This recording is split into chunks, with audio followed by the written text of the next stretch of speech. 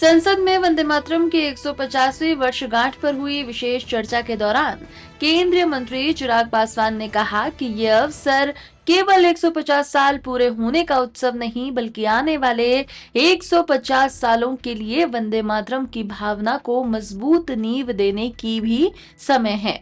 उन्होंने कहा कि युवा पीढ़ी को इस गीत की ऐतिहासिक और भावनात्मक अहमियत को गहराई से समझने की आवश्यकता है, जिसने देश में स्वतंत्रता संग्राम के दौरान सभी सेनानियों में देशभक्ति का जोश जगाया। पासवान ने कहा कि इस विषय पर संसद में हुई बहस अत्यंत महत्वपूर्ण है। इसके साथ ही उन्होंने कहा कि एनडीए के सभी घटक दलों के सांसदों ने प्रधानमंत्री को बिहार में एनडीए की सामूहिक जीत के लिए धन्यवाद दिया। मुझे लगता है ये वंदे मातरम के 150 साल पूरे होने पर ही नहीं, बल्कि आने वाले 150 साल मजबूत नींव वंदे मातरम को लेकर रखने के लिए भी ज़रूरी है। पीढ़ियां बीती जो शायद वंदे मातरम को जानते हैं, पर इसके महत्व को, इसकी एकजुटता की भावना का शायद वो अंदाज़ा नहीं लगा सकते।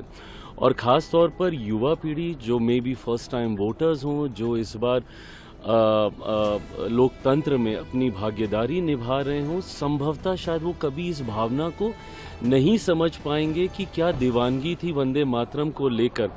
आज़ादी के हमारे जितने स्वतंत्रता सेनानी रहे हैं, किस तरीके की भावना को ये उजागर करता था आपके भीतर।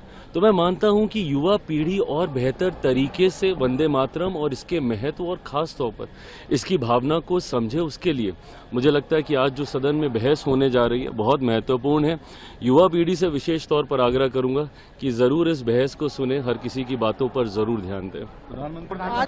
आज प्रधानमंत्री जी को एनडीए के तमाम सांसदों ने और तमाम घटक दलों ने एक साथ एकजुट होकर उनका धन्यवाद किया।